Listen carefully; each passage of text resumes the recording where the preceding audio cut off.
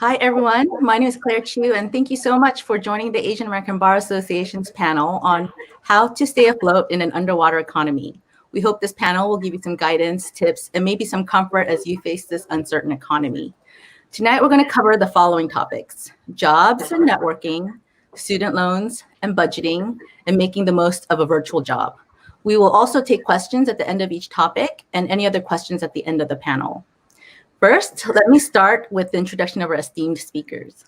First, we have Vincent Tong, who is the principal of Tong Law. Vincent, can you tell everyone a little bit about yourself? Hello, everyone, and thank you very much to AABA for organizing this great program, and greetings to everyone on the other side of the screen. My name is Vincent Tong. I am the founder of Tong Law, and my firm represents employees in employment litigation, and we counsel individuals in business law matters. Thanks, Vincent. Second, we have Choo, who is an assistant U.S. attorney in the financial litigation unit. Shining, can you tell us a bit about where you started and where you are now? Yeah, thanks, Claire, and thanks to AABA for having us and putting on this important programming. So I am Shining Choo. I'm an assistant United States attorney, and I enforce criminal restitution judgments with the civil process. So I'm a civil prosecutor. And before that, I practiced bankruptcy law after I graduated from law school in 2006. We're glad to have you here, Shining. Next, we have Angel Lynn Garrett, who is a director at Trucker Huss. Angel, can you tell us a little bit about yourself? Hi, everyone. Thank you for joining us today. So as Claire just said, I'm Angel Garrett. I am a director at Trucker Huss. We're a law firm of approximately 30 attorneys that specializes in employee benefits and ERISA. I won't bore you right now to let you know what ERISA is, other than telling you I had no idea what it was when I was in law school and had no idea what it was when I graduated, but here I am today. So thank you, everyone, for joining us. Thanks, Angel. Finally, we have Katherine Choo, who is a lead attorney at the East Bay Family Defenders. Katherine, can you tell us a little bit about your background and your current position? Yeah, absolutely. Hi, everyone. Thanks for having us, and thanks for joining us. My name is Katherine Choo. I'm a lead attorney at East Bay Family Defenders. We're relatively new. We founded in 2018, and we're sort of like public defenders for parents in the CPS system. When I graduated in 2018, I started out at the public defender's office, and then my career has gone in a really zigzag manner through all sorts of different civil practices. Great. Thanks, Kat. Like I said, I'm Claire Choo, and I'll be your moderator tonight. I'm an attorney at Minami Tamaki for the Consumer and Employee Rights Group. I graduated in May 2007 and got my license to practice law in December of 2007, right as the economy tanked. So I, as well as all of our speakers here, are empathetic to the situation that many of our law students and recent graduates are in. I'm just going to dive right in and maybe start with Shining and ask Shining, what was your experience when you entered the market during the Great Recession? Yeah, so as I said, I graduated in 2006. I graduated from UC Hastings, and I was a young attorney when the Great Recession hit. But I will say I had the great accidental fortune of being in bankruptcy law, so we were very, very busy. I also have been a career government attorney, and so I would say that both government is more stable than a lot of other private sector counterparts, and certainly bankruptcy law was very, very busy. So I had probably a more different experience than a lot of my fellow panelists, and I'm happy to talk about that a little bit more. But I would say the important takeaway from my experience was do try to open yourself to areas of law that you didn't necessarily think about when you first entered law school, and see if those other areas might be conducive to your career now in this changed environment. Okay, well, Vincent, how about you? What was your experience when you entered the market? Yeah, I graduated and became licensed in 2010 from Santa Clara. That's where I went to law school. The market was not very good. I was fortunate. I had a job at the time with a firm in San Francisco doing plaintiff's work, but it wasn't within the area that I wanted to ultimately be focused in, which is employment law. So literally within the first 6 months, I made the kind of off the beaten path decision to start my own law practice. And so that's what I did. That's great. Katherine, how about you? What was your experience? I graduated also from Hastings in 2008. And I went to law school knowing that I wanted to be a public defender. And that's luckily where I started out. I had a post-bar position in the Contra Costa Public Defender's Office. When I passed the bar, I went to the Marin Public Defender's Office, and then the recession hit. And a lot of my colleagues had to be let go based on budget cuts, government budget cuts. My pay got reduced from attorney down to law clerk, and then I had to be let go. From there, it was a really wild ride because I ended up being an associate attorney at a civil insurance defense firm, about a mid-sized. And then I went to a small size firm where I did toxic tort, civil insurance defense, and trucking defense. And then I was somewhere in between there. I was unemployed for a while. And then eventually I made my way back into nonprofit, doing housing work at the Asian Law Caucus. And then in 2018, I came on board as one of the founding staff members here at East Bay Family Defenders, doing sort of what my first love was, essentially public defense, but now in the CPS arena as opposed to the criminal arena. Great. That's like a whole gamut of experience. And Angel, how about, can you tell us about what your experience was entering the market? Oh, you're muted. Of course, with all the Zoom calls today, I mute myself. But before I go into that real quick, Claire, I want to point out something what Kat was saying is her flexibility, and Shiny touched upon this too, is the flexibility and thinking and realizing that as a young attorney, when you're starting out, getting that experience may not be what you had in mind when you went to law school or what you envisioned yourself doing when you said, hey, I'm going to take out all these loans and all this stuff, and this is what I'm going to do. But knowing and being flexible to do that, because it's amazing what you can absorb just being there in that environment, what you can learn. And that knowledge and those skills will transfer, regardless of whether or not you're going to stay in that spot or in that practice later on.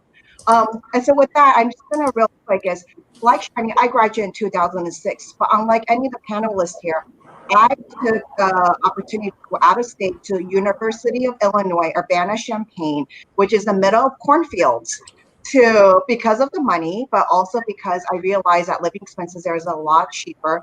And also, I thought, hey, I'm never going to leave California otherwise. So I went out there, and it was a good law school, and I graduated in 2006 when it was awful, in which I had friends' offers rescinded.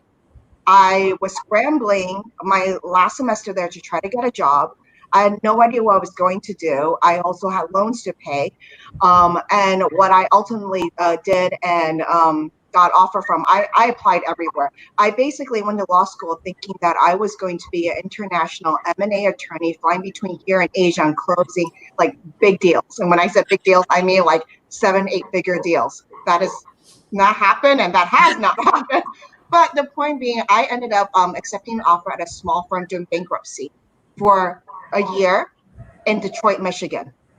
Oh. So rather than being in Chicago, where I thought I would end up, because that's where a lot of Chicago law firms hire from Urbana-Champaign, which is about 2.5 hours outside Chicago, I ended up living in Detroit, going to bankruptcy court every single day, dealing with small businesses and debtors and claims and people losing their businesses, their homes, etc. But I got the court experience. I got to negotiate with other attorneys, deal with trustees' offices, and after about a year or so, including, let's not forget the 3 years in Illinois, living in snow and knowing how to defreeze my windshields, etc., I decided it was time to come home. And then that's how I ended up back here in California. We could go on all day about my story, but we won't do that. But just letting you guys know that being flexible and just taking your experience whenever you can, those will help. And even now, I don't do bankruptcy, but bankruptcy and the skills I learned really, really helped me with my practice. Well, we're glad you're in California now, Angel. So just a little brief, my experience when I entered the market was that I didn't really think about it until I got my bar license. And then I sent out out about 150 applications, letters, just to any firm that I can find in the city just to find a job. I got no's from all of them. I know this number 150 because I was recently cleaning out my computer and I saw the spreadsheet with the list of the law firms that I contacted. Luckily, when I was in college, I was a legal secretary part-time. So I had some skill to fall back on, and I contacted temp agencies and they found me jobs as legal secretaries. I have to admit that it really sucked being a secretary at a law firm where your colleagues are actually attorneys. Like that really hurts your pride. But at the end of the day, it was still a great experience because first I got to pay my bills because I still had a job. And two, those attorneys that I worked for are still attorneys that contact me. They seen at least my attention to detail, my work ethic. So they are still a resource for me in networking, which is crucial for your career, which I'm sure everyone will talk about. But like Pat, when and I was just gonna say that when I was studying for the bar, like it's a very different time than now because then we didn't have health concerns, so there was no impediment to taking an exam, and the bar examiners didn't really care that we were hurting financially. We had to just pay up the money and take the bar exam. So there isn't any kind of change in expectation with regards to the bar exam. There wasn't really that much talk about whether the bar exam would go forward or how it would go forward. I don't know if anyone else has anything to add to that aspect, if they experienced anything with respect to the bar exam, if it was any different because of the Great Recession. I mean, one thing that comes to mind is we'll definitely not be in a 500-person auditorium sitting, like 2-3 feet away from each other. That's definitely not going to happen. So I think a lot of this is going to also mean, and this may even be a silver lining, is that, it's really going to push our profession at all levels to find more innovative ways to achieve what it is that we're trying to do. So it could mean, it could mean that it'll definitely mean we're relying on technology a lot more, which is something that I feel like, in 2010 when I graduated, we were obviously using computers. I mean, I took my bar exam on my laptop, but there were definitely a big number of folks in the back of the room who were handwriting the bar exam. But how this is relevant is, especially for folks who may be thinking of starting their own practice, like I did when I first started out, is technology. It's a huge thing. I mean, we had some technology back then, and I made it a point when I first started my practice to integrate all of that as part of my business. But now it's like you wouldn't think to not do that, right? So I think that's a major difference. Kat, you talked a little bit about your pathway and you ran the whole gamut of work in the legal field. If you could go back and do it again, was there anything you wish you had done differently? Probably not. I would say no. I think at the time, when the recession really hit and eventually I had to be laid off just due to budget cuts in my office, I'm sure at that time I was like, oh, maybe I shouldn't have come back to Marin. Maybe I should have stayed in Cocoa and seen if they could have picked me up as a PD there eventually, right? Like, I think there's always those little regrets, and eventually I've kind of forgotten about them, I think, in time. And so I would say now, especially with all the fears about the pandemic going on, be gentle to yourself. If you make a decision, it's fine. If another decision would have been better in the long run, you can't foresee that. You don't know. So don't, if you have two choices to make, don't be so stuck when you get one, when you pick a choice and later you're like, oh, maybe I should have picked the other. Let it go. You'll be fine. The 5 of us were fine. I'm sure there were choices that we could have done differently, but just be gentle. It's okay. It'll be okay. Yeah, I totally agree. I think back then I was feeling a little bit like, why did I even decide to become a lawyer? And now I'm like, well, it's fine. So everything does end up okay. And admit people would keep saying that to me at that time. And I would be like, how do you know? How do you know? But it actually does end up being okay.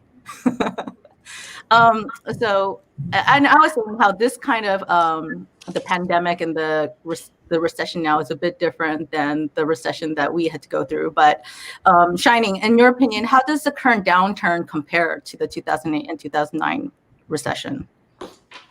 Yeah, I think that there are certainly a lot of parallels between this recession. I mean, every recession gets compared to the previous one. And I should also add that I had the dubious distinction of graduating into 2 recessions. I graduated in 2001 from undergrad. I took a job on Wall Street, and 2 months after I moved to New York, 9/11 happened, and the entire economy was obliterated overnight. So I actually have 2 recessions to compare this to. I would say that 2008, 2009 was like a longer, deeper trough, and I think that people were very shocked at how the financial institutions were the root of the problem, and how the magnitude of the problem, and how much it was going to take to fix them. I think that on a macro level, I think that our federal government has been a little bit more responsive, in the sense, not necessarily to the pandemic, but in particular, like Congress acted and got money into the hands of people pretty fast. And I think that that has made a big difference. And I think that that is a reaction to how they were not able to do that in the previous recession. So in that respect, I think that I think that people do feel like, okay, this one is cutting across all sectors a little bit more, and that there is a more conscientiousness about that, everyone's affected, and that everyone's, we're all in the same boat together. And I would also say that it seems like this recession, it's too soon to tell, but it seems as if this one does feel like there's a bit more of a faster rebound. 2008, 2009, like it felt like it just kept going down for a year or so, and even then we were chugging along the bottom for years after that. So fingers crossed. Hopefully this one will be painful but relatively short. Yeah, over soon. Angel, maybe you can talk about, if your work was slow, what did you do to ensure that you were still building your skills and progressing your career? So I think the main thing is, well, since I went right into bankruptcy, that was not slow, but I learning from my friends, and like I said, I had a lot of friends that were having a really hard time finding a job when we graduated in 2006, especially friends who wanted to go into government or public interest. As you are all aware of, those are usually departments are hit right away. Your funding is cut. Nonprofit, your funding is cut. You're gone. And so anything that you thought was on the table was not there. So, I saw how resilient they were. And, while it may be easy for me at that point to just pick up the phone, talk to them, to comfort them. Like, I have friends out there, like, hustling, like finding whatever scholarships that they could find, especially, for minority attorneys, female attorneys, whatever that they could. I had one of my really great friends, what she did was she found like every single scholarship that there was out there for students who are or recent graduates who are interested in doing public interest. She put all that money together, and she ended up getting like 4 or 5 of them to give her enough of a stipend that she could go and do an internship for free for a senator. And now she works for one of the key senators in one of the more senior senators in DC, and actually gets paid. But that's just something to think about. Like, even if you you're slow, you have no work, whatnot, there's always like resources out there. Another thing I saw a lot of my friends do is like, yeah, they may have a job and they had like billables. So if you go into private practice, you still have billables to meet. And trust me, firms were not saying at that point in time. Nowadays, I think they're a little bit more humane. I'm on the private side too. But back then, it's like you still have billables, you still have reviews. No one was putting reviews or billables on hold. At that point, they're not. So I had friends who were basically, even though they came in saying you were going to work at this department, Like when you think about depression and going into that recession, your M&A work is completely dried up. Forget about that, right? So I had friends who were volunteering to go into the employment site, volunteering to go into the bankruptcy department, basically volunteering themselves to whatever partners I was out there to do the work. And also a lot of them were doing a lot of non-billable work, finding out like, oh, this organization needs an article written. I'll write an article, or let me get more involved, and let me use this time to get more involved in organizations so I can build up my memberships over the eventually I could become an officer or something like that. So thinking like, okay, even if I can't meet my billable, how am I going to put in my self-review how I've made the most use of my time right now, and to do all this amazing non-billable work that's marketing for the firm and still promoting the firm and me and etc. Thanks. Katherine, do you have any kind of advice about what you can do to progress your career and build your skills when things are slow?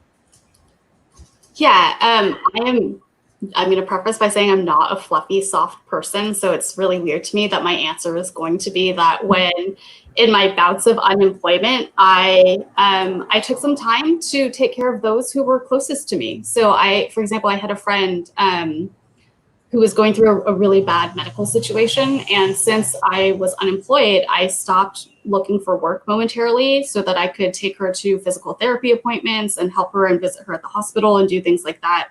And then I kind of did random opportunities. Like I was Jeff Adachi's campaign aide when he ran for mayor, which I couldn't have done if I had had a full-time job.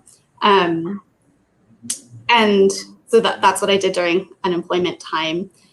Now with the pandemic, my court, the dependency court, stopped for about 2 weeks. It's picked up again, but for 2 weeks we were just kind of stopped. And thankfully in nonprofit world, we don't have billables. So glad to be done with that. But it was kind of weird because it was like, I have this time, what do I do? There's no cases that I could be working on. I mean, there were, but I didn't.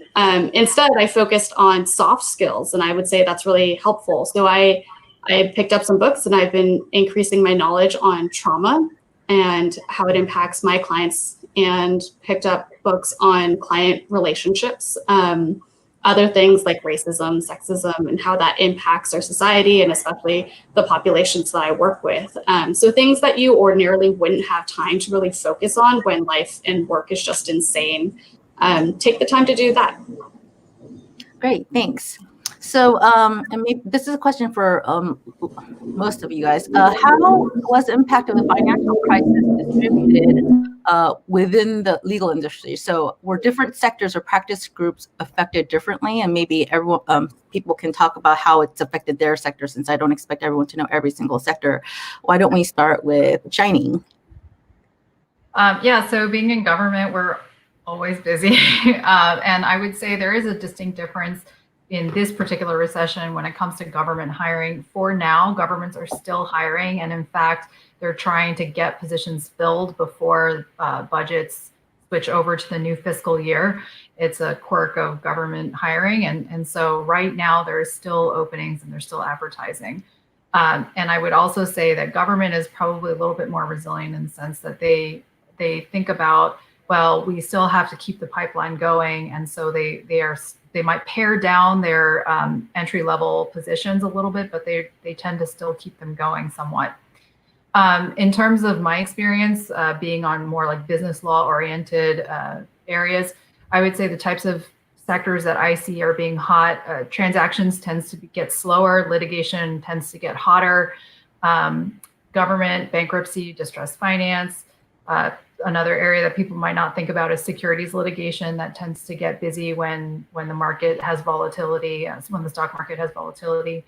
And then I think in this particular recession, we're seeing more employment questions because of all of the new statutory regimes that have come out surrounding like the CARES Act and how it impacts payments directly to employees.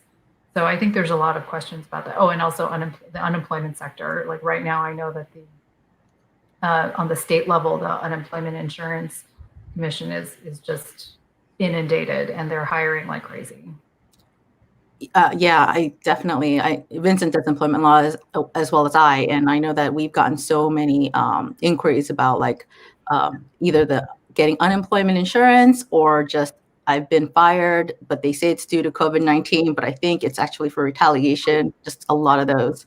Angel, what do you see are some of the different sectors or practice groups that have been affected differently?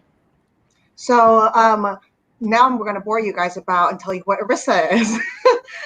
As I said earlier, I do employee benefits. So you think about it, you're an employee, you work for a company and you get benefits, right? Your benefits include your health insurance. You may be offered to participate in your retirement plan, your 401k plan. Back in the days, there was something called pensions, but we all know those are like gone, bye-bye, almost gone. So, if you work for a lot of tech companies, you have stock options, etc. So since the COVID has hit, and as Shiny mentioned, so much legislation has come out, and the legislation is quite voluminous. For instance, the CARES Act is like over 800 pages. So within those fun 800 pages, which I confess I did not read, I only read the ones applicable to me, which would be employee benefits. There's whole sections talking about, how loans, how you can do 401k loans, how you can do withdrawals. There's also parts about obviously the testing or the costs or no costs for related to COVID. And so a lot of that, while I know for certain practices, maybe they've slowed down in the employee benefits field. And we, a majority of our clients are companies. So companies who are sponsoring and doing these plans. We've been inundated with questions left and right and about how we can comply. And along with the other legislation like the Family First Act and the CARES Act that you've heard about that's over the news, there are other notices that have been coming out from, like, for instance, the Treasury Department, the Department of Labor, about deadlines to sign up for health insurance plans, etc. And now we also know most likely it will not pass. Well, keeping my fingers crossed. I'm not going to say I have an 8 ball, I can look into the future, but the HEROES Act that the House has put forth, and that also talks about potential coverage for, COBRA subsidies and all that. So that's impacting my practice a lot, that we are getting so many questions from employers about what they're supposed to do to comply with all these new regulations and notices and legislation that's come out. So I'm happy to say that I still have a job right now. So. And Katherine, since you're in the nonprofit world, maybe you can give us some of your observations about how that's been affected differently. Yeah, I think it depends in part about the size of your nonprofit. So when I was at the caucus, we were always hustling, right? We were always hustling for money, donations, foundation applications, grant applications, individual donors, like constantly. And when the recession hits, it hits everyone. And so it's harder for people to give in small amounts, certainly in big amounts. And that makes everyone, a little fearful of their jobs. And it's a little different where I am now because we're essentially public defenders. And so our contract should make us stable for a little bit of a while. So I'm not right now for my job, I'm not especially concerned that the recession will really hit me because we have a longer contract. So I think it depends on the size of your nonprofit. But I think it's definitely one of the most scary positions to be in when there's a recession, because your paycheck is literally tied to how free and willing people are willing to give to you. So I encourage everyone to donate to nonprofits whenever they can, even if it's like a $5 thing or a $20 thing, or more if you can. When times are good, go ahead and help those groups that you support. So I know that some of the law students are concerned that they end up, if they end up doing different jobs entirely, that's not like legal work, if it's possible to transition back. And I know, like I keep saying, Katherine's done the whole gamut of legal work and stuff. And I guess what I'm trying to get is, what if the type of law, like, is the type of law that you end up practicing different from what you initially intended to do to shifts in demand? So I definitely never thought that I would ever do civil work. I was steadfast in going to law school to become a public defender and do criminal justice, social justice work. And then we couldn't hire anyone, including me, and I had to be let go, and it sucked. So yeah, I ended up doing civil work, and I remember that when I got the job, shortly before my first day, I had to text all my friends in civil world, and I was like, what do you guys do all day? You're not in court all day. You don't have clients in jail. Have you never been in a jail? What do I do here? But in the course of working at, I think 2 firms, I took a lot of depositions, my research and writing. I had so much more time to do that than in a public defender world. And, my skill in even composing letters to courtroom clerks, vastly different than when I was a public defender, and also very different now. And my litigation skills, they greatly improved because I had a chance, and I had to really practice them. Things like procedure, even though it was civil procedure, it helped me kind of shift my mindset into focusing on how the procedural rules in criminal justice or criminal procedure really can change your world and make you so much more of an effective attorney. So I would say grab whatever skills you can, no matter what legal profession it is, or non-legal, you'll be able to find something useful. Oh, agreed. That you pick up skills along the way, regardless of what field of work you're in. Just being at work teaches you those soft skills as well. Claire, can I add a little something?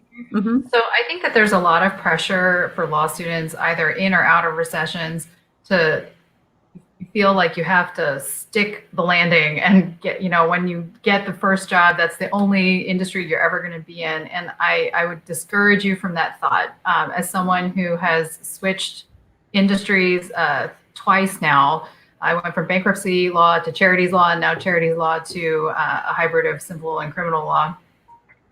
It is never too late to remake yourself, but the key part is, try to learn something from every experience that you have. Whether it's paid or unpaid, or clerkship, or even non-legal, that you can position yourself on the resume to say, like, this is, I'm a good people person, and even when I was working in retail, this is how that came out. You do have to get a little more creative, but it is never too late to remake yourself. So don't worry about what industry you end up in the short term, because it will not define you. And I want to just add on something is that currently I am, I know I was introduced as director, so many of you may not understand what does that mean. That's the way my law firm's set up, but it's in a more traditional lawyer world, that's a partner. So I'm one of the partners in our hiring committee. And now more than ever, we recognize the struggles that law students and law student graduates, recent graduates, have in finding a job. And so as Shiny and Claire and everyone here on the panel has, you may not necessarily do something or even be working as a lawyer or even as a law clerk when you graduated, but the fact that you went out there and I say this word again, you hustled and you tried and you are really trying to learn something, I take that into consideration when I'm looking at resumes, because I look at resumes of people who worked, what they've worked, and I will tell you that I enjoy hearing about other people's working experiences, regardless of whether or not it's in legal field. What is important for me when I'm speaking to you and when I look at your resume is that you did something in your time and that you learned something from there. And when I take the time to talk to you, you can explain to me that experience. And I feel like you're genuine about your experience and that you actually just really cared enough to try. And so I would say for the fact that you even have those concerns of, am I going to, do I need to work in a field that I want to ultimately end up with? The fact that you're having these questions and stuff, you are on the right track and it will work out. And people on hiring committees, such as myself, do take that into consideration. We're not going to automatically remove your resume and say, oh, you never did, employment work or employee benefits or taxes. Like, I'm not even going to look at you. That's not true at all. We consider it all, and we just, as long as you try and you show that you did something during your time, I think that speaks a great deal. I agree, but I would give a little bit of caution for folks entering the nonprofit social justice world. I will, and I do when I hire, oh my gosh, sorry, I'm distracted by my cat. I will look at your resume and see if I can tell what you're passionate about. For me, when I look at a resume now, I will see how much nonprofit experience do you have?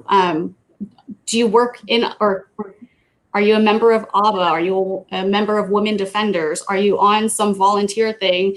Do you volunteer for Black Lives Matter? Things like that, right? I will look at those things. So, but if my own resume had come across my table, that would have been very weird. But also I would have checked to see if I had tailored my resume to say, look, I was in civil, but these are the skills that I got to bring over here. And I would really emphasize that I've tried over time in my cover letter to get back into the nonprofit world, right? Like even when I had to do civil, I was sending out job applications to nonprofits. So I would say, don't get complacent. It's good to take other opportunities, but don't get complacent. If the majority of your time is in something that's not social justice related, I will doubt your passion. And here's the thing for folks who are trying to figure out maybe a somewhat of a pivot, but still be within the realm of practice that they want to still be recognized in. Think creatively. I'm actively looking for folks who are interested in employment law, in business law, building skills in that. But I need folks to help me create marketing materials. I need folks to help me create blogs. And in so doing, you're researching the area of law that you love and think you want to go into. So be creative about what it is that you're trying to achieve and figure out all the various different options that may be there, and be okay with stepping outside of what's traditional or what's been told that this is the one way to go. Don't worry about that. I mean, this is the time right now, especially since, everything is literally upside down and inside out. Be creative and don't be afraid to try new things. Okay, kind of along those lines, do you think it's worth it for students to try and learn a practice that sounds hot at the moment, such as restructuring? Shining, maybe you can talk a little bit about that. Yeah, I admit I'm biased here because I loved bankruptcy law. And by the way, I didn't go to law school thinking I was going to become a bankruptcy lawyer. I mean, who does, right? But it's okay if you did. But I have to say, I personally think bankruptcy law is highly underrated in the sense that you get really good training in litigation skills because it's a motion practice, so it's very fast paced. So you lots of turnover, lots of cases, and you see lots of different issues. And really, bankruptcy is just a forum where you experience lots of different types of law. Like I would say, I had exposure to tax and real estate and family and wills and trusts and contracts, securities, blah blah blah. So, and even environmental or criminal law. So, and I took that experience and translated to all these other areas, and I tried to eliminate or minimize the B word, the bankruptcy word, and to make myself more marketable, and it worked. So I don't think that you should knock it until you try it, but I think that if there is a time to try it, it would be now. So I just want to caveat that right now bankruptcy is filings are still somewhat low, and that because you have to keep in mind that bankruptcy lags the general economy by about 3 to 9 months. And so right now filings are low, but we anticipate that they will pick up in about right around the next month or so. Katherine, do you have any ideas about what's hot at the moment? I have no clue. My cat apparently is. She never says that. She really likes. She really likes this panel. I would say if you're not interested in it, you're gonna be unhappy. So don't go into something that you're not interested in. Like I have no clue what's hot because I'm so focused on public defense and family defense that I literally tune out the rest of the world. Were it not for AABA, I wouldn't know other lawyers existed.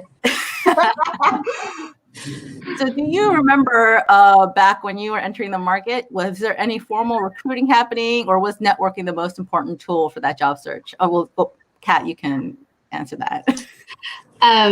I feel like I'm always going to be the outlier here.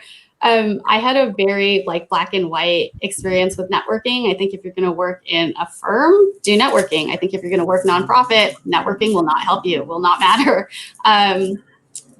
Yeah, like I landed my first associate attorney position in part because one of the attorneys there was someone I had gone to law school with. But I've never had that come up in my nonprofit social justice world. I think I've always landed my jobs based on my passion and the work that I've done for like the previous nonprofit jobs that I had. The strange thing though is that one of the case managers working with me right now, she actually met me, and I think she's an audience member, so this is really awkward, but she met me through connecting with one of our other AABA members. So as much as I say networking doesn't help social justice and nonprofit work, maybe it does. I don't know. Angel, how about you? Well, I am a firm believer of networking. And the reason I say this is that, so let's rewind back to over 10 years ago. Fun time, right? 06. I work in Detroit. I work in bankruptcy. As Shani says, I love bankruptcy. Bankruptcy is so much fun. But, the cold and the snow is not so much. I decided to find my way back. I contact one of the firms I talked to while I was in law school, just basically trying to get a job as a law clerk, right? And this was through a networking event. And, they had interviewed me, but told me, hey, our firm is so small. We just hired an associate. We don't have room for another associate. But maybe one day if you decided to make your way back to California and take your California bar, we may be big enough at that point to do that. So I was like, okay, so now this is like a little bit over a year later. I'm back in California. I don't have a job. I don't have a job lined up or anything. I'm living in the inner center of San Francisco. Rent at that time was not that expensive. So, I could swing maybe a couple of months. And I contact the attorney I spoke to, and he says, oh, yeah, come on over, come and have lunch with me and the rest of the other people at the firm. He hires me after lunch. And that was through the fact that I met him at one of the events at like the law school was hosting. I was there, and this is the firm that for the past 30 to 40 years has represented, you think employee benefits is niche, it's even more niche than that. They represent something called Taft-Hartley funds, which are multi-employer funds between the union and employers, okay? Like talk about like even more nuanced than employee benefits. I worked there for, I had a good time. I basically hired me as a clerk so I could, work and also study for the bar. In about a year or less than a year I was there, I have to go back. Sorry, memory's not the best right now. I get headhunted to a big international law firm because they were looking for someone who did ERISA litigation. As you can imagine, there's not many of us out there. And so I go after interviewing and meeting this team and all that. I go and I join a big international, what you call big law, and I was there for almost 5 years. And then I decided that this is not the best for me. So what did I do? I used my network again to try to figure out where I should go next. And it was through my network and the people I met that I found my firm, which I've been at for almost 9 years now, Trucker Huss. So I would say for me, networking has always been the way for me to find my jobs, my career. I don't think, like even during career fairs with law schools and stuff like that, none of those worked out that well. It was always through networking and a friend sending my resume out saying, oh, I know this person there, let me talk to them. That's how I, have been able to do well and land, well on my feet. Yeah, I was thinking back on just my own path, and I think that my first legal job out of law school was because a friend of mine had gotten a contract attorney position doing doc review. It was Korean language doc review, so she called her only other Korean friend, me, to come and work. And basically that contract job turned into a full-time position. But then I left that job not because I was like looking, but because someone then asked me, hey, do you want to work at my firm? So that was through networking. And then I flipped from, I was working on plaintiff side, like plaintiff's class action, consumer toxic, like product liability. And then I went to like insurance defense. And then I went back to plaintiff side because then one of the plaintiff's attorneys that worked with, they asked me if I was like maybe looking to for a change. So I was like, sure, I'm open to opportunities. Like Angel said, you got to be flexible. And then I went back. So it's all flip flop, and it's all through knowing someone, not because there was an application or an ad that said we're looking for someone like that. I can't stress how important it is when you like just know people, and word of mouth says way more than just your resume. So, and Shining, what about you? Do you remember if there was any formal recruiting, or do you think networking was really the most essential tool? So I joined the federal government straight out of law school through the honors program, and that it's a really anonymous website. You submit it's like a clerkship. You submit all your application materials, and you may or may not hear back. But I would say networking still made the difference. I'm a big believer in networking. I think it has made the difference in every job that I have gotten, every full-time job I've gotten since law school. So I think that in this, if you have time, networking takes time. So this is a great time to build up your network. And the thing is the network pays off. Like it's something you invest in, and it will pay off. It may not pay off in the very short term, but it will pay off over time. And you've laid the groundwork so that it's there for you.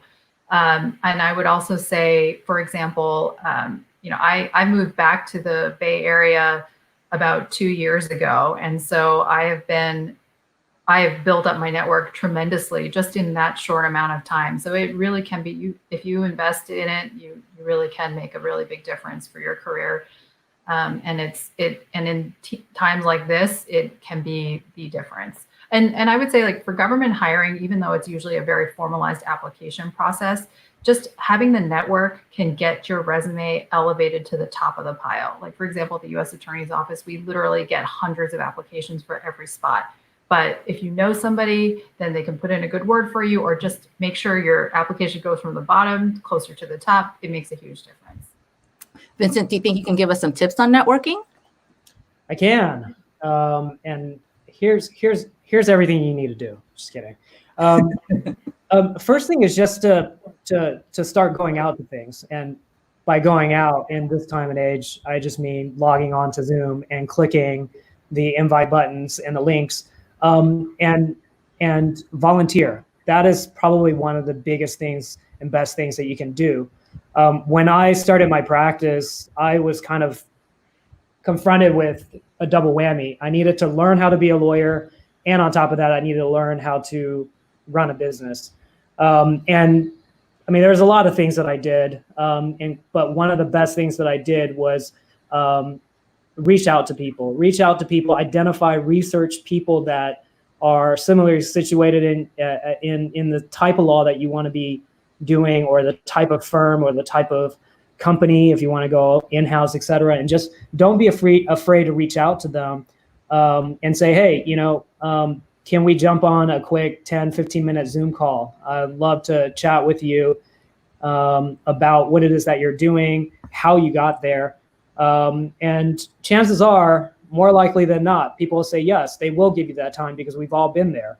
And that's the reality of the situation. But there will also be times when people don't get back to you, and that's fine because everyone's busy. But be persistent. But like Kat was saying, be gentle with yourself, but be persistent and be patient. And that's one of the things that I think I had to learn very early on when I was trying to figure out my way, is that nothing just happens overnight. And mentorship. Mentorship is very important. But for mentors, but for actively seeking out mentors, I would not be where I am today. If you think about kind of the more traditional route of folks going into firms, having the institutional support of a firm, you have maybe a partner or director like Angel assigned to you once you first start working at a firm. You have that mentorship structure internal. If you're starting your own practice, you're not going to really have that So you have to find the resources out there. One thing that I did, I joined AABA. I got super involved with AABA, especially early on. Another thing I did, I got super involved with my local bar association. I am for the Alameda County Bar Association. I'm the president-elect, so next year I'll be the president. It's incredible, the amount of work that you put into figuring out what you want to do, setting out a plan for how you're going to achieve it, and then just execute. Nobody is going to really know how to really do it for you. There's not one particular formula. As you've heard from all of our panelists, like nobody knew that we were going to be where we are. I mean, even for myself, eventually I knew I wanted to start my own practice. I had no idea that I was going to do that 6 months into becoming a lawyer with over $150,000 in student loan debt. So in any event, I digress. Just go out there, talk to people. Even if you are shy, even if you are, don't consider yourself an extrovert, find one person that you think may be at the event that you're going to attend. Reach out to them ahead of time and say, hey, I think I will be going to this event, wondering if you are as well. If so, I don't really know many folks. Maybe we can jump on a quick Zoom call or a phone call to just chat. And that's just a great way to break the ice and get a foot in if you don't already have the door open. Well, that's I feel like that's very brave for someone to do, but yeah, like if you can do that, yeah, that's great. I was going to say that even if it's really hard to go to these events if you don't know anyone, so like take a friend, and then if you meet anyone there, go ahead and follow up. I think that what I remember getting caught up in is I was always worried that the attorney or the person that I met, it's just going to be too busy for me. But the thing is, they might be busy, but they all want to help. Like everyone that I've talked to would love to help anyone, like not make the mistakes that they've made or help someone make it easier for someone else. Like it's not a burden on them. So go ahead and contact them. I would highly suggest that you contact people that you meet.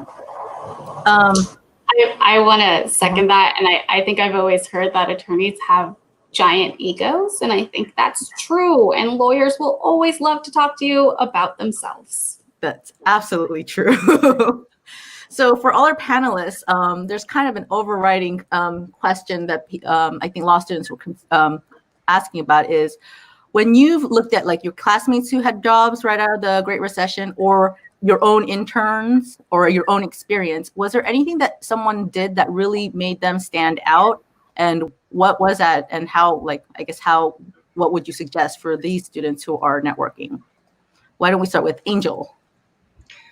I think for me, I feel like when looking at candidates and what makes them stand out and everything is leadership, especially at the law school level. I want to see whether or not, like, along with work, and obviously we look at your grades, etc. But it's what else are you doing? I want to understand more about who you are as a person, because I'm not going to speak for all the private law firms that are out there, but I'm speaking on behalf of my firm. And when we're looking at it and I'm sure for a lot of law students out there, you may have heard this from your friends who have just graduated and started working. We are investing years into you to make you part of a team. And we're not making money on you. No offense, for the first couple of years. We're not. It is a pure investment in your skills, your ability to be able to carry yourself well and have the poise to become the kind of attorney that we want to help you become. And so therefore, when I'm looking at someone, I'm looking at what did you do other than your schoolwork and your grades? Did you take on leadership positions? If not, why not? Were you involved in some kind of clinic, or was there something that you were passionate about outside of your work? Yes, maybe you were going to private practice because there's reasons for it, but in your free time, you're working in the women's clinic. You're trying to help, women who are facing domestic abuse issues, trying to get, restraining orders, whatnot. That to me helps me figure out your character, who you are as a whole person. I'm looking at the whole package. I'm just not just looking at like pure numbers and grades. So to me, I think that stands out. And I've seen a lot of my friends who were able to get good jobs and land well, like they were all like leaders of our section. They were all, maybe it's just part of the personality, and they just conveyed and came across really well in their interviews, better than mine apparently at that point in time. But it really, when I look back at the friends who had jobs and who were able to just, of course they were impacted in some ways, some of them were deferred, etc. But man, okay, a lot of them were leaders of different organizations that we had within the law school. How about you, Katherine? Did you come across anything that really impressed you? I would say work a lot harder, be a lot smarter, be a self-starter. It's true, right? Like, I want to see that hustle. Like Angel said, I want to see if you're doing clinics all the time. If you're out there, like Vince said, volunteering. I want to see you, like, I basically want to talk to you and be like, you work hard, you're smart, like, be up to date on what's going on in the social justice world. Go out and be at the rallies and the protests, do it safely because of COVID. But like, know what you're talking about, right? Like, if you know my case better than I do, perfect. That's what I'm looking for. Be a self-starter. If you're like, hey, we just did this assignment, I think this would be the next step. And you're like, let's do that. Amazing. If I can go through the day and think, oh, if only I had this person with me by my side all the time, I wouldn't need to be here. Great. I've talked to a lot of nonprofit EDs, and generally the same idea. If you are an intern, a volunteer, paid staff, paid attorney, if you can make my job easier, you're golden. Yeah, I totally agree. Just having worked with more lower level associates and just the people who decide to take the initiative and then they own their cases is so helpful. And that is always super impressive. Vincent, when you think of classmates who found jobs during the recession, was there anything in their job search that impressed you or stood out that made you think, oh, I should have done that?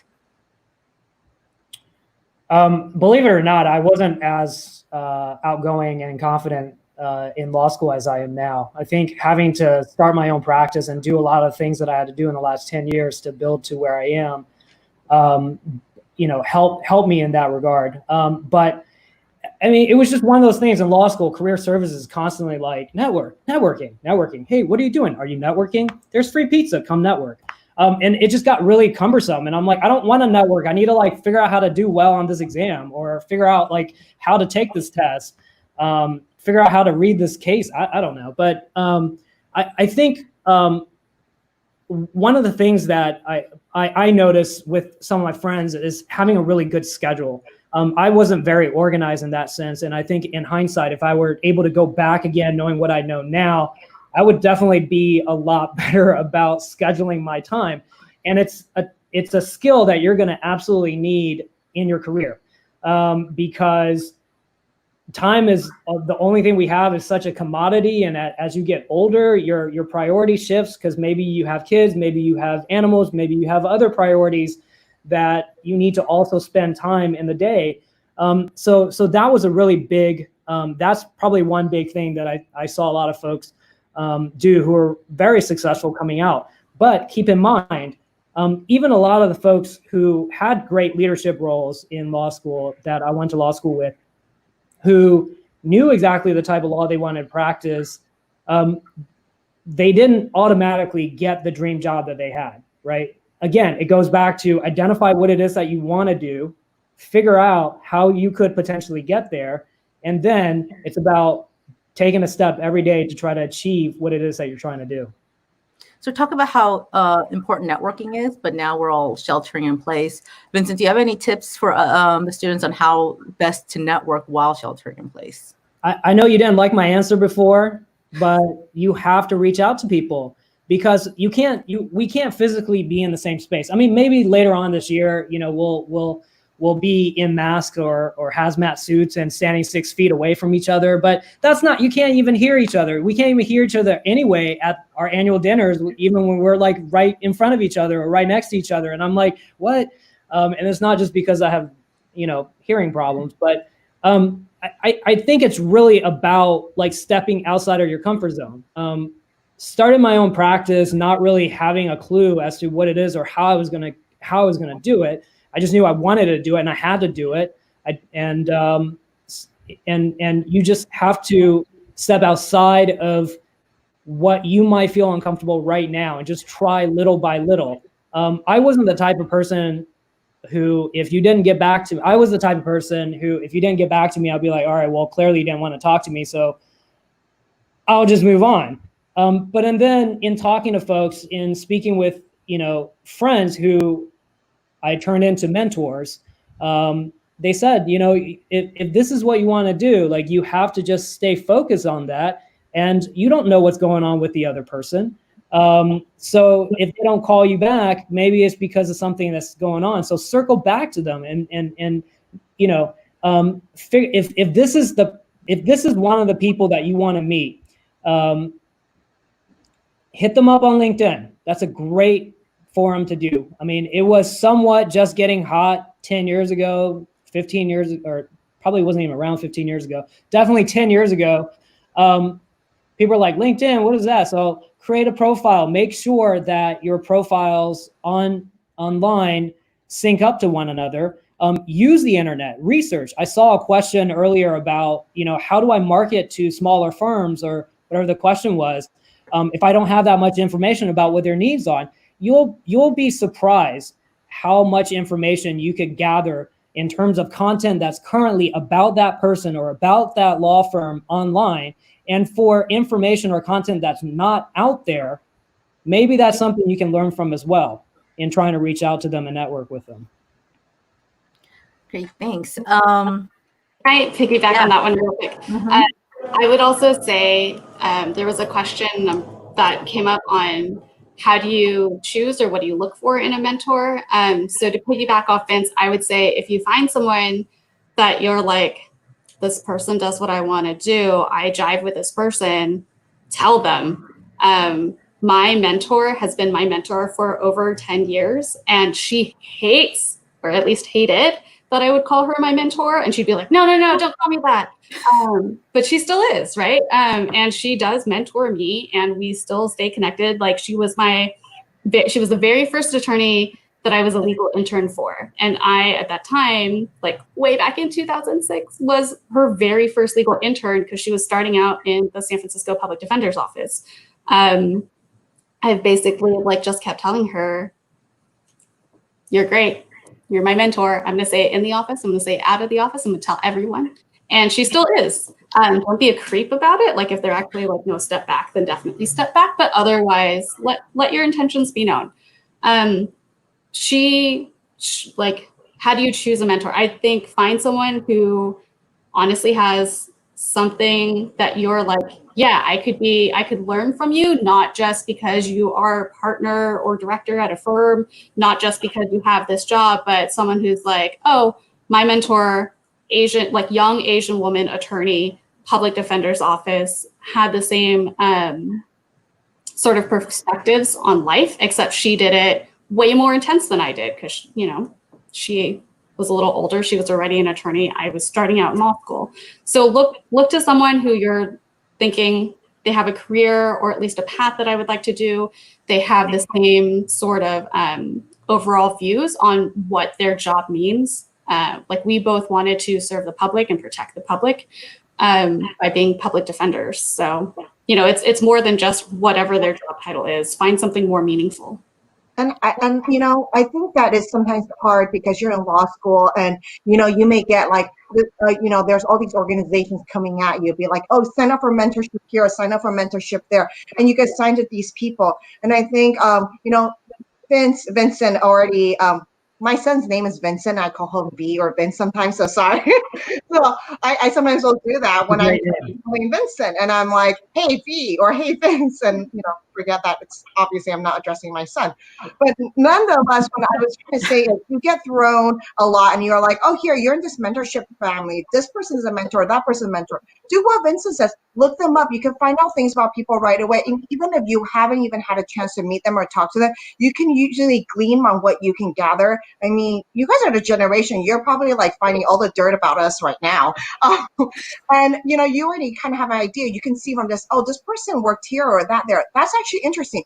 Find the kind of people, look at what they have, take take the 30 minutes or so to like stalk them on the internet and find out and being like, okay, out of the 3 or 4 that they supposedly the different organizations signed me up for, I actually would like to talk to Abby. Abby sounds like most interesting, and I want to know more about that, you know, and I think what you'll find out is that if you take just that time to do that pre-work, that can lay a good foundation for you to start building the kind of relationship that that can grow over the years and be something great like what Kat has with her mentor.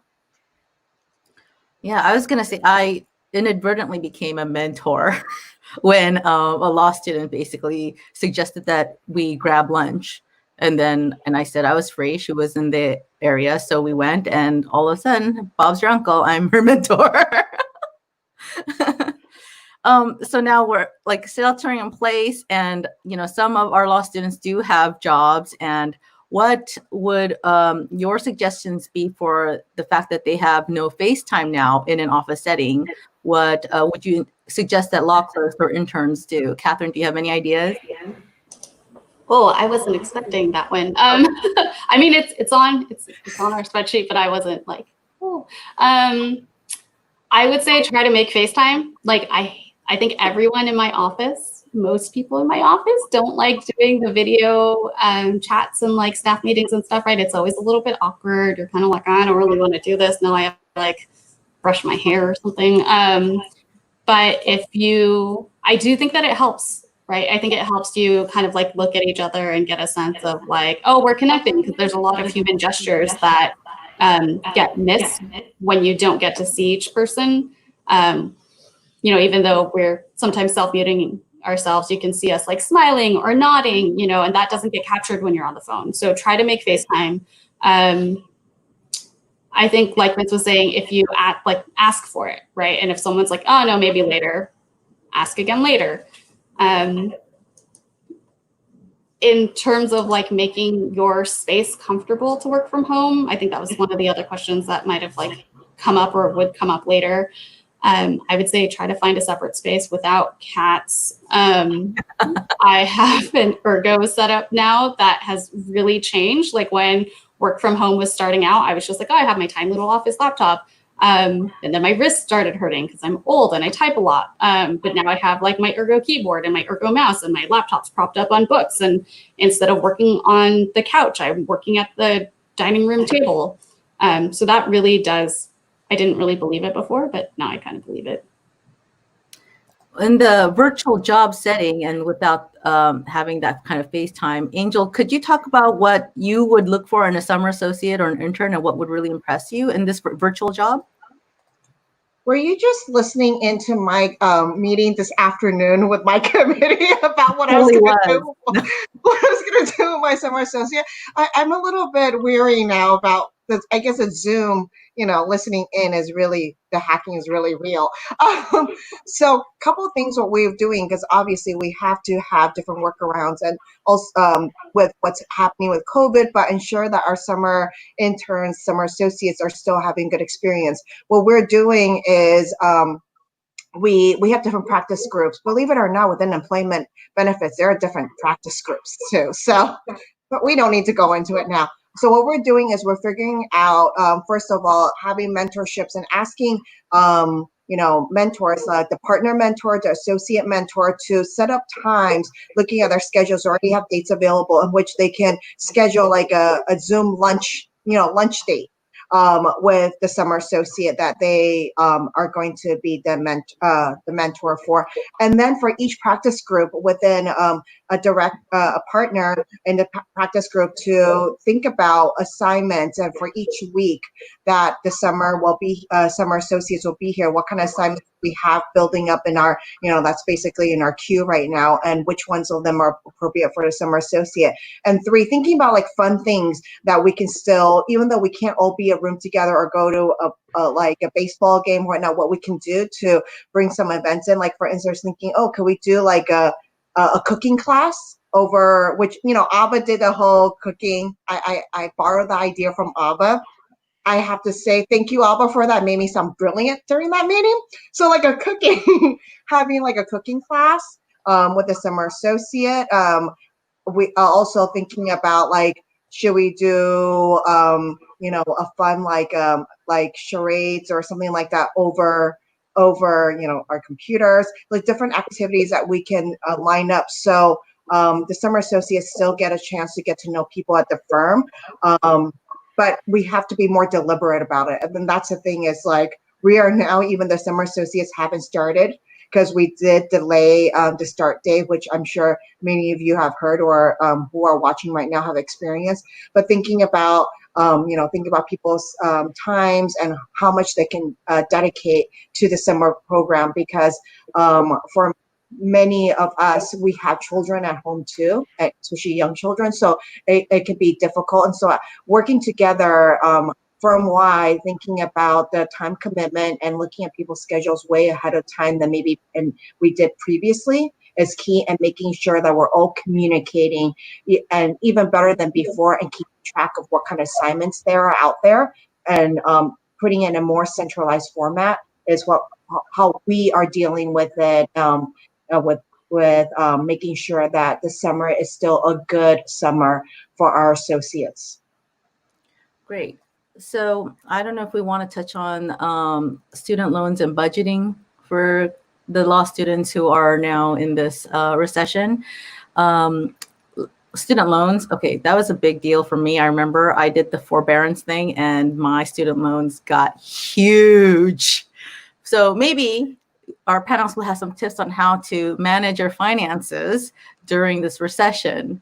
Katherine, maybe you can talk about nonprofit work.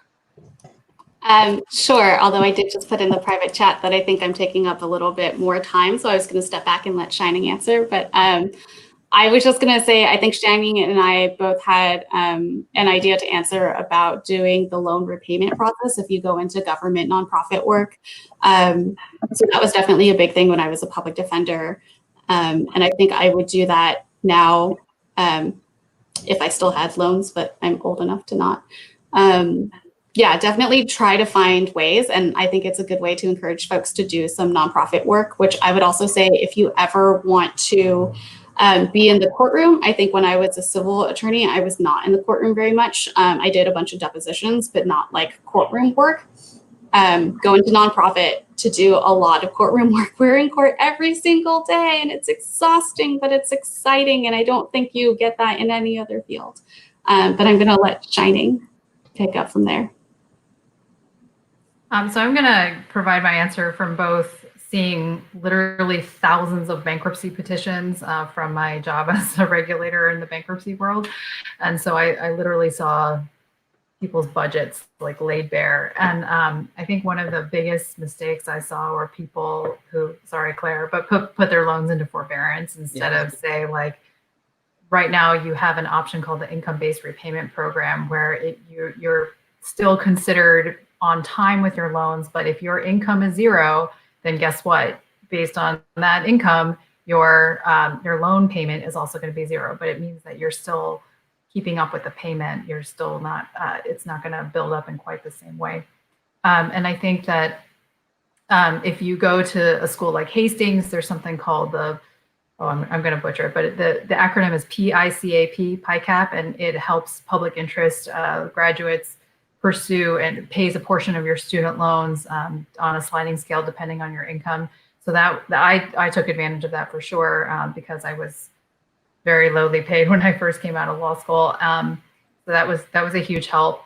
And then through my employer, through my agency, I had a student loan benefit where if I got $8,000 a year. And so that was enormous too. But unlike Kat, I still have student loans, so I still can relate very much.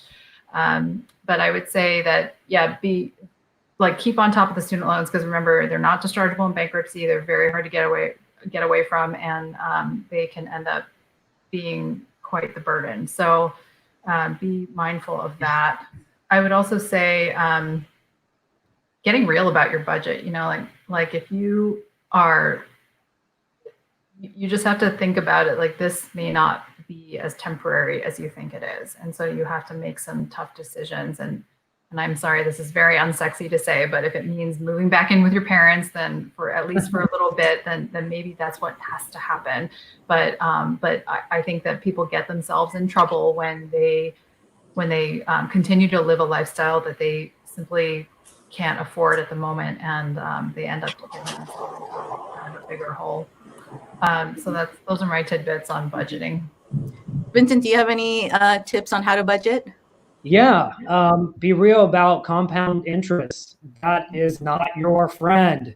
Learn what that means and how that affects your money. When I started, I didn't have like a piggy bank to use to start my practice. I had to start out very, very lean. But I I realized that if I paid only the very bare minimum, and I don't know if they still have it, where it's like income-based repayment. Do they still have that program? Anyway, Shining just talked about that. Oh, sorry. In any event, what I was trying to say is I in my calculation, at least, for the size of loan that I had, if I continue to do income-based, which was what I was on, I was basically paying money that was not helping to pay down my student loan at all. So you just have to, you really have to dig into the numbers. So in any event, that would be my number one recommendation is figure out what is the bare minimum that you can afford to pay, build your budget around that number, and make sure that number covers at least your interest plus a bit of principal, so that you're actually putting a bit of a dent into your student loan payment. And then from that number, figure out all the other things that you need in your life on the daily or on the monthly basis, and live within your means. Yeah, I'm going to just add to this whole budgeting thing is that so many of my law school friends did not look at the repayment schedule or what they were actually paying. They just get the bill and they would just kind of pay whatever was due. But what they didn't realize was that for like the first year or two, they were only paying the interest.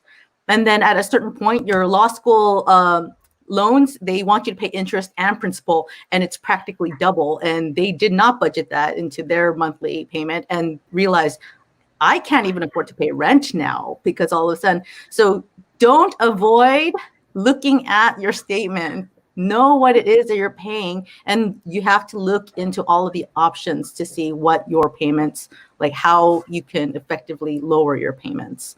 Also, just an anecdotal thing. We were, I think, generally all depressed because we couldn't find jobs. It was the economy was really terrible. And I had a friend who decided that because it wasn't the economy, she just wasn't getting the job because she didn't have the right suit. And then she went to Hugo Boss and bought $1,000 suit. Do not do that. At the moment, you feel really good, but it didn't get her any jobs. And now she was $1,000 in the hole. So yeah, just do not do that. So I think we only have about 10 minutes left. I think there was a question on switching careers and changing to a different career. Does anyone have, how would you handle a career switch during COVID-19? Does anyone have any kind of advice or suggestions on that? Well, this is more of, I have a good friend who is going through this right now. But I mean, the career switch is more of the fact that they finally found a job, even though it was in the middle of COVID times, to do what they wanted to do. And so they had a job lined up. So if your question is more of, you're still looking for that job to do that career search, I say continue doing it and trying to find whatever work you can that's kind of related into that field that you're interested in. If it's a career switch because you actually literally change the different jobs, is different one. I'm not going to lie. I mean, I've talked to my friend a few times. It is a little bit tough. It's a little tough because you're trying to learn more about the organization, the job that you signed yourself up for, and there's no one, even if you're a direct supervisor, is not there to like give you a hands-on tip. And, every time you talk, you'll have to be more deliberate or schedule time to talk. But I find that one of the things that my friend tells me is like, well, the good thing is you're not in like an open floor setting, which everyone can see what's on your computer, even for lawyers, right? If you're like in-house and you're going to And you can really Google a lot of it and find a lot of things online. Or you have your phone and then you're texting your friends and be like, okay, so I know you've done this. Can you please give me some tips? And so there's less people looking over your shoulders and finding out like, what are you trying to do? Why couldn't you understand this agreement, whatnot? But being able to kind of be on your own to look for resources or find the people who can answer your questions right away. Because I've actually gotten some of the questions. I know someone who recently went into a position and they've had to deal with some employee benefit questions. And while, you know, a lot of it is self-learning and finding programs out there, and there's so many programs out there to learn something, especially earlier on, is I've gotten calls in which like, Angel, so what do I do and answer about that? I'm like, I'm not giving you advice. However, if it was me, I would do X, Y, Z, or I would recommend X, Y, Z. But I'm not giving you legal advice. This is just a friend talking to you. You know, you're not covered under my malpractice, etc. So, you know, that's what I'm saying. Like in terms of there's pros and cons of being at work. It is going to be harder. You're going to be more deliberate about trying to reach the people in your teams and build that kind of, you know, working environment you had before. You can't just run to a colleague, be like, what am I supposed to do now, whatnot. But you can also just find resources on your own or call your friends without someone, you know, knowing that you are actually calling because you're like, oh, you have no idea what you're doing. Not that I'm saying you don't know what you're doing, but that sometimes does happen. We don't always have all the answers. I think this concern about job switching is it's not as serious as I think. I mean, as we know, like I keep saying, Katherine has done a lot of things. I've actually switched from defense to plaintiff side, and I've done aviation work, I've done personal injury work, I've done class action work. So it's not that difficult. You're not going to get pigeonholed right away. Although I've got to say that the 2 to 3 year experience mark is kind of when you're the most flexible. And that's like, you get 2 or 3 years of any kind of experience, and you can always say, I have experience. They know that you have work experience, and they're willing to take you on, even if you don't have experience in that subject matter. So go ahead and find a job. And you know, you think that's not what you want to do, but you could land in this job and realize this is actually really interesting, and you just end up there like for the rest of your life too. So you don't know. Go ahead. So I'm looking in the comments, and Rosanna, sorry, I don't know you personally, but hello. The follow-up comment was, career switch equals changing to a different career because of personal preference or job market. So I think the question might be, I went to law school, ton of loans, 3 years, can't find a job. Do I not be a lawyer anymore? And I think that's totally okay. I would actually say this is the same advice for if you took the bar and didn't pass. I hear this one was really bad. Sorry, guys. So if you can't find a job or didn't pass the bar, keep trying. But don't be beholden to what your original plan was. So if you were like, I want to be a lawyer, I'm going to do this to be a lawyer, and then it doesn't pan out, that's fine. As long as you end up in something that you love, something that you enjoy. Like I think one of, when I was on the Civil Rights Committee for AABA, one of my co-chairs was a financial advisor. He had gone to law school, he was a lawyer, and then he was just like, you know, this just isn't for me. And he changed careers completely, doesn't do law, so happy. So I know one of my investigators when I was a public defender took the bar 6 or 7 times. And I think we have a lot of pressure, a lot of type A folks in the legal community. We have a lot of pressure to be like, this is my goal. I'm gonna effing hit my goal. But your goal can change. So keep trying. But if you happen to find something that you love in the meantime, it is okay to switch your goal and say, look, you know, I couldn't get a job as a lawyer, but I'm working, you know, I'm working as a personal, obviously not me, but I'm working as a personal trainer for right now. This might be something that makes me happy for the rest of my life. Go ahead and do that. Don't be stuck in the mindset that you have to hit a certain thing or be a certain thing. Definitely. I know so many lawyers who would love to find a job that's not being a lawyer. Does anyone else want to contribute or give any final words of advice to our law students? Well, Claire, there's one question that came in about by Marine about how to approach law firms as a fresh graduate. And I think this is a really good opportunity to underscore the importance of networking. So, through AABA, if there's someone at that firm who's a member of AABA, that is a great way to sideways network your way in instead of just cold calling the firm. So that's a good way to do it. I would also just, because AABA lowers the bar in terms of like the intimidation factor, right? Everyone's part of AABA because they're here to help each other. And so I would feel free to, I'm speaking for whoever this potential person is, to reach out to this person at a law firm and say, I'm really interested in your firm. Can we talk? And use your LinkedIn. Use your LinkedIn or use your whatever other social network that have folks who may be connected to that specific firm. And it could be a 1 degree or 2 degree of separation. But that's where you have to be a little bit of a detective, figure out who's connected to whom, and reach out to the person that you know to get connected to somebody else. And that is an organic process, and don't be afraid to use it. And I would say maybe this is more applicable to nonprofit, but you can always find that internship. It's never too late. You can always do a clinic. Really, really, really recommend clinics and volunteering to get some experience in any area. Most places are happy to, do a little bit of training and get some free labor in exchange. And I just want to add on one thing, is when the recession hit and, especially by the time I was in my, here in California and I was in a big firm. And then, in 2008, 2009, 2010, there were a lot of issues that were happening and we were trying to deal with it.